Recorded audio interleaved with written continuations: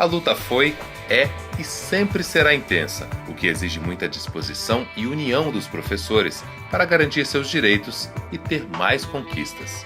Acima de tudo, está a busca pelo respeito, pela valorização da profissão, sem a qual não se pode ter uma escola transformadora que seja espaço de igualdade, de ensino-aprendizagem, de qualidade para todos os nossos alunos.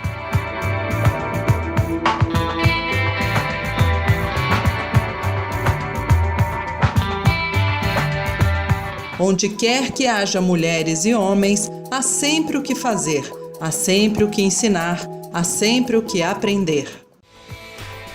E porque há sempre o que fazer, o que ensinar e o que aprender, os professores se mobilizam e vão, mais uma vez, para a praça se fazer ouvir.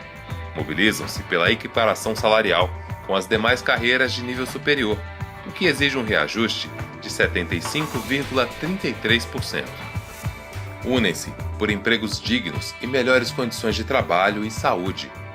Esta é a bandeira que os professores e professoras de São Paulo levam para a sua Assembleia Estadual.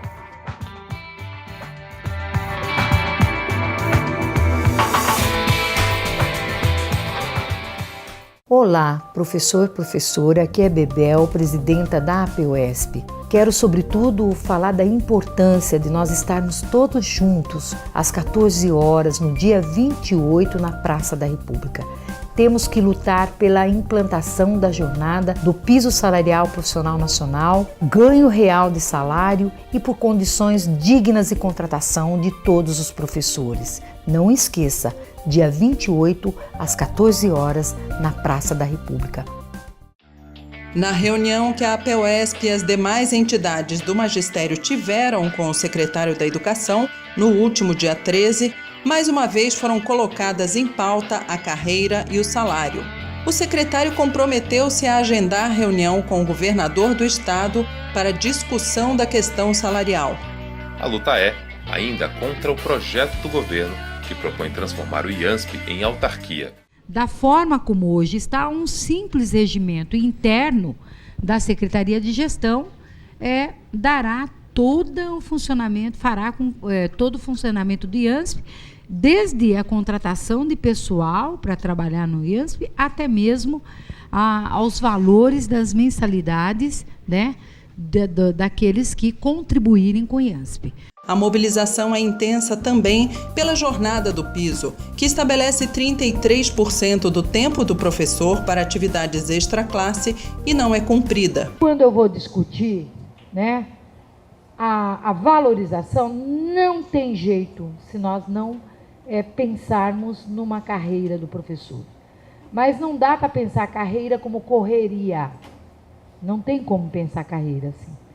Pensar a carreira do professor é nós pensarmos todas as interfaces que essa carreira tem, né, no processo educacional, na organização do processo educacional. Então eu lanço umas perguntas. Como reformular diretrizes para a carreira do magistério, tendo em vista oferecer às crianças e aos jovens um ensino de qualidade sem refletir sobre o Pacto Federativo e as obrigações da União, Estados e municípios na perspectiva do Sistema Nacional de Educação? Porque hoje nós somos uma categoria que, de fato, nós somos uma categoria nacional. Por quê? Nós temos, bem ou mal, um piso salarial profissional nacional. Precisa ser mais valorizado, mas nós temos. E a carreira, ela tem que ser o grande instrumento para que a gente tenha um piso mais representativo para a nossa atividade educacional. Os professores lutam ainda pelo fim da contratação precária dos docentes e pelo não fechamento de classes no período noturno. Nós estamos diante de uma má gestão dos nossos serviços públicos aqui no estado de São Paulo, começar pela nossa aposentadoria, que é a SUIPREV, a educação, a saúde, tá certo? E a gestão do nosso hospital, que nós bancamos com os nossos 2%, que litigiosamente são cobrados no nosso limite, nós não temos nenhum problema de pagar, mas o governo tinha que só quarta parte.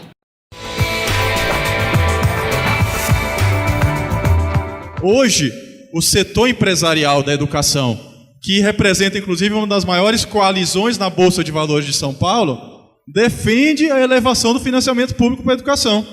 Hoje eles estão do nosso lado, digamos assim, entre aspas, porque eles entendem que se tiver mais dinheiro público, eles vão ter mais lucro, porque eles vão vender mais serviços, mais apostilas, né? Ou seja, se precariza as condições de funcionamento das escolas e se oferece uma solução mágica através de apostilas, de sistema de ensino, de sistema de controle do trabalho dos docentes.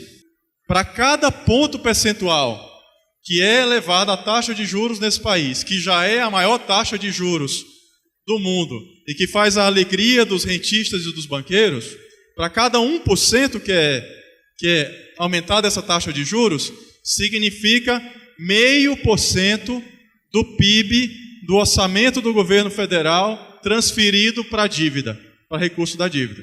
Ou seja, hoje o Brasil aplica, e aí é o próximo dado. Quando a gente abre essa, eu queria que vocês vissem só o dado de 2009, que é esse que está na esquerda lá, né? Quem é que financia a educação no país? Hoje, basicamente, 1,95% do PIB que vai para a educação é custeado pelos municípios, 2,05% do PIB pelos estados e cerca de 1% pelo governo federal. Esse mesmo governo federal, sobretudo a partir da Lei de Responsabilidade Fiscal em 2000, passou a ser o avalista dessa dívida.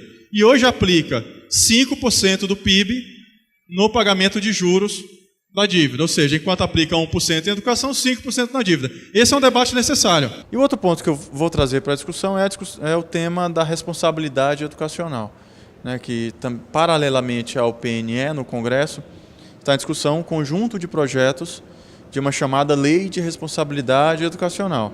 E aí existem concepções diferentes, né, sobre o que seria essa responsabilidade educacional, que vão de uma concepção que nós entendemos que é adequada, que é a ideia de obrigar os gestores, uma vez pactuado o Sistema Nacional de Educação, definidas as responsabilidades de cada um, obrigá-los a implementar o PNE e implementar esse sistema, ou seja, obrigá-los inclusive a elevar o financiamento da educação para atingir os 10% do PIB, por exemplo, cumprir, no mínimo, né, como requisito básico para qualquer discussão, a lei do piso nacional do magistério em relação à jornada, em relação à atualização do valor do piso e, mais importante do que isso, inclusive, um plano de carreira que seja atrativo e que seja consistente para a valorização de fato dos trabalhadores e das trabalhadoras. Então, são pontos que a gente entende que são fundamentais para uma lei de responsabilidade educacional. Nós vamos, num prazo de 6 anos,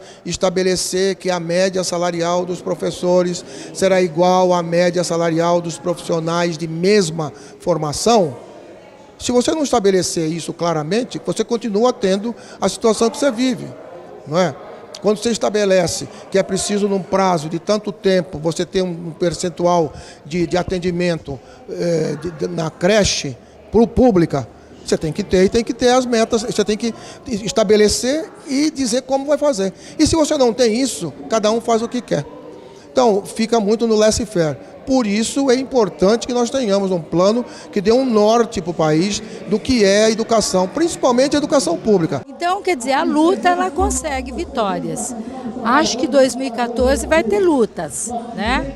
E lutas efetivas. Olá, professor e professora, aqui é Bebel, presidenta da APUESP. Quero, sobretudo, falar da importância de nós estarmos todos juntos às 14 horas, no dia 28, na Praça da República.